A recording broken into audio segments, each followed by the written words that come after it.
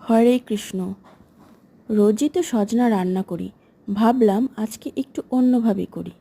তাই একটু গরম জলে নুন দিয়ে সেটাতে হালকা করে সজনাটা একটু ভাপিয়ে নিলাম। আর এদিকে কাঁচা লঙ্কা, আদা, জিরে, টমেটো দিয়ে একটা পেস্ট তৈরি করে নিলাম। সেটাকে একটু কষিয়ে নিয়ে তারপর উপর থেকে একটু সেদ্ধ করা আলু দিয়ে অনেকক্ষণ কষালাম। তারপর কিছুক্ষণ পর একটু গরম জল দিয়ে অনেকক্ষণ সজনাটা কিছুক্ষণ ফুটিয়ে নিলাম। তারপর কয়েকটা বেগুন ভেজে রেখেছিলাম আগে থেকেই, সেটাই উপর থেকে দিয়ে দিলাম। তারপর একটু ঢাকা দিয়ে দিয়েছি। তারপর অনেকক্ষণ 5 মিনিটের মতন ফুটলো। তারপরে উপর থেকে ঘি, গরম মশলা ছড়িয়ে নিয়ে ওটাকে নামিয়ে নিলাম।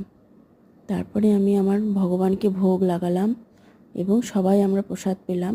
বাড়ির সকলেই প্রসাদ পেয়ে বলল, আজকে সজনাটা খুব ভালোই হয়েছে, কিভাবে রান্না করেছো? তাই আপনাদের সাথে শেয়ার করলাম রেসিপিটা। যদি ভালো লাগে আপনারাও ট্রাই করতে পারেন। হরে কৃষ্ণ।